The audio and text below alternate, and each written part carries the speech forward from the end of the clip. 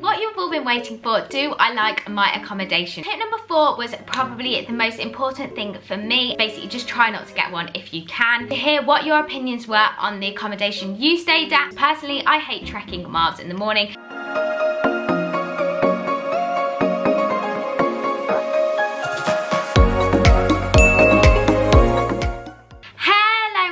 And welcome back to my channel. So for today's video, I've had so many requests on how to find the right accommodation, which accommodation to apply for, where did I apply for accommodation, and I know how stressful applying for first year accommodation can be, so I thought I would make a whole video with my 10 essential tips on how to find the perfect accommodation for you. So for any of you that are new, I'm a first year at the University of Birmingham studying medicine, and I chose a ensuite self-catered accommodation. I'm going to work you through the whole process of how I chose it and how I found the right accommodation for me. If you do like the sound of today's video, it would mean the world if you could give it a big thumbs up so I know to make more videos like this. And if you are new, I would love if you decided to stick around for more uni content, lifestyle, medicine. There's just a little bit of something for everyone. Firstly, you need to decide what type of room you want to apply for.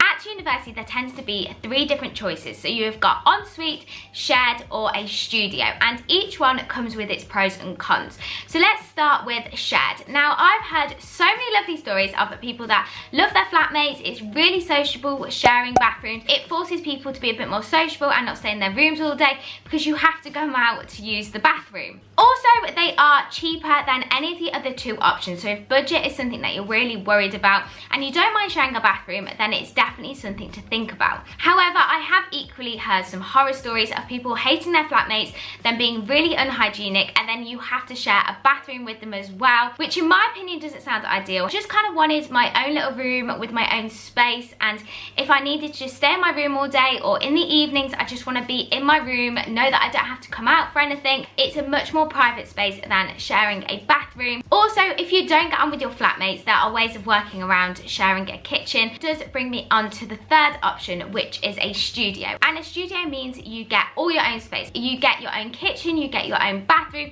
It's like a little mini apartment basically. However, this is renowned for being quite unsociable, and a lot of internationals do choose this option. It's a lot harder to make friends. You also can just kind of trap yourself in your room, not need to see anyone, which at university can be quite lonely. I would really carefully think about your reasons for choosing a studio because it is more expensive and it is less sociable. However, if you're a more mature student or you just really want your own privacy, then it is definitely something to think about, and there are some gorgeous studios that are really modern and lovely if budget isn't something that you are worried about. So the next thing that I would think about is, do you want to go for catered, self-catered, or meal plans? Now, every uni does this slightly differently. At Birmingham, we have self-catered or meal plans, and just warning you, everyone warns you that the meal plans at Birmingham are not worth it. They have an awful reputation for not being worth their money, not very useful. Basically, just try not to get one if you can. However, some people do love being catered for. I have friends at Nottingham that love being catered for. It just makes life a little bit easier. You don't have to worry about doing your weekly food shop, budgeting for food, which can be a little bit overwhelming in the first few months of university when you've got so many new things going on anyway, and suddenly you need to cook for yourself, you need to shop for yourself, you need to budget for yourself, and catered kind of does take away all of the stress of this. That being said, if you are a very fussy eater, I have to say I can be a little bit fussy sometimes, and I also just enjoy cooking my own food. I love eating healthily. I also really enjoy the weekly food shop to Aldi or Sainsbury's and the independence of it, but if that is just a stress that you don't want, then definitely look at catered. If you are vegetarian or vegan, it might be worth just checking what your university does as options, because I have had some stories where you only have the same option every single day. Also, check about the times of the meals, because they do only serve the food at certain times at certain places, and if this just doesn't fit in with your schedule, say you have a really heavy degree or you just wake up at really weird times, then it might not be worth your money actually paying for catered. You'd be much better off paying for a self-catered accommodation. Now, a big part of the first 2 tips is your budget. You really do need to think about how much money you are willing to spend on accommodation and what you would rather get for your money. The cheapest options are all shared and self-catered. It might be that you're willing to compromise on budget a little bit to get a few more things that you want, or you're not willing to push on your budget and you would rather give up having your own bathroom, you kind of just need to work out roughly how much money you want to spend and where your priorities lie. Tip number 4 was probably the most important thing for me and something all of you should bear in mind, and that is the location of your accommodation. Now, I did not want to be miles away from the medical school because personally I hate trekking miles in the morning, whereas some of you might love a good walk 1 hour later to whatever building your degree is, whether you want to be able to pop straight out of bed and roll up to your lectures, or whether you want to be walking say 30-40 minutes.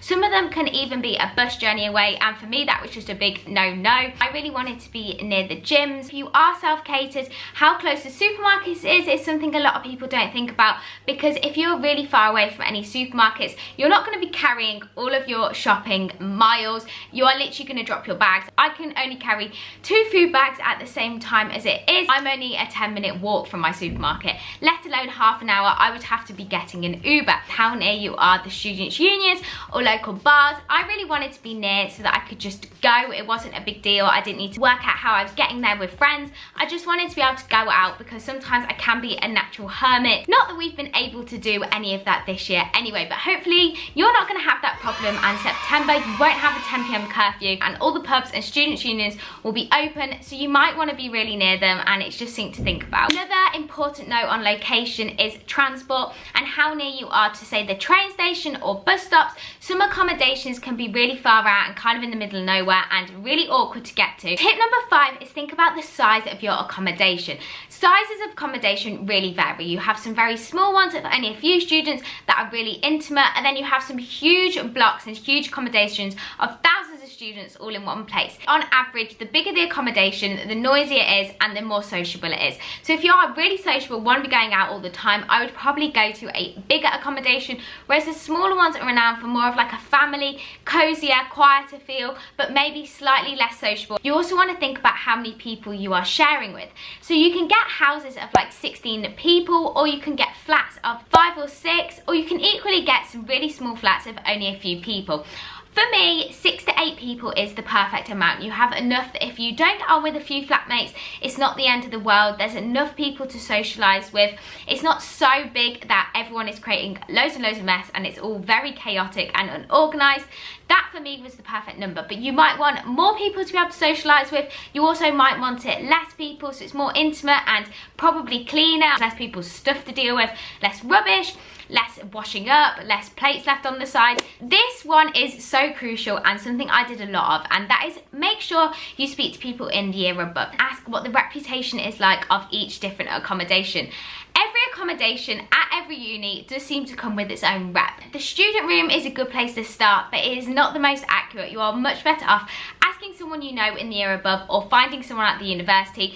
Even on an open day or a virtual open day, just ask what is the reputation of each of the accommodations, which one would you recommend and why. In my experience, accommodations don't get a reputation for no reason. It's not going to be 100% accurate, but a part of it will be true. You might have a massive party rep and you hate parties, so I probably wouldn't recommend applying there. And if any of you have any questions about any of the accommodations at Birmingham, stick them in the comment box below and I will respond to them as accurately as I can. I will ask my friends if I know any staying at the accommodation. If any of you want to comment below the reputations of the first year halls you stayed in or are staying in, I would love to hear some of the reputations because they can be quite funny, and it's something I never appreciated until I went to university. So now you have quite a lot of things to think about and you might be feeling a little bit overwhelmed, like, Anna, you've thrown all these things at me, I don't know what to do.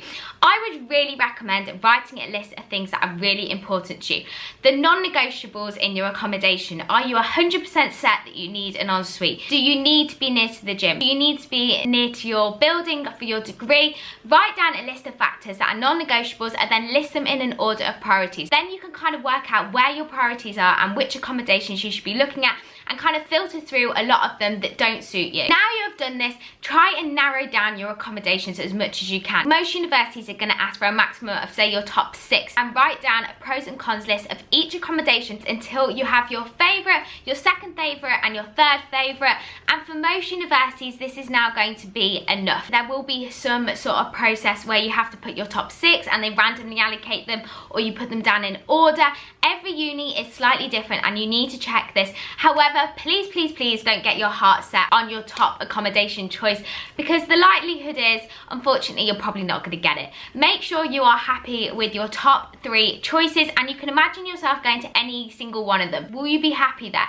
Are the things that you have compromised on things that you are actually willing to compromise on? And if not, try and find a different accommodation to replace it, because you could end up with any of the ones that you stick down, or even a completely random one. So just don't get your heart set on one single one. Check the dates. Please check when your university release their accommodation and how they allocate them. Some universities are first come, first serve. Some universities open it and everyone applies, and then they randomly select them after results day. Some universities, even if it is your second choice, you can still apply for accommodation. Make sure you really work out how unis do allocate accommodation, because the last thing that you want is to be in an accommodation that you hate and that you're really unhappy in, and it's just not going to make your first year experience. And the last thing you want to do is to miss the application dates and end up with somewhere that you hate for a really silly reason. And what you've all been waiting for, do I like my accommodation? So I love the fact my accommodation is ensuite and self-catered. For me personally, that really suited me. I love having my own space, I love cooking for myself, and I do really love my accommodation. I always think there is a slight compromise, and mine isn't the most sociable accommodation in the world, but honestly, no accommodation is completely perfect. And for me, compromising on that was something I was willing to compromise for the location and for the fact I love my room. Like, I absolutely love my room. For me, it was perfect, and it is so near the medical school. So you just need to work out where your compromises are going to lie, because nothing in life is completely perfect. Probably you are going to have to make a compromise somewhere. And I hope all 10 of these tips really help you to find the accommodation that will be perfect for you. I hope you are really excited and you all get where you want to go.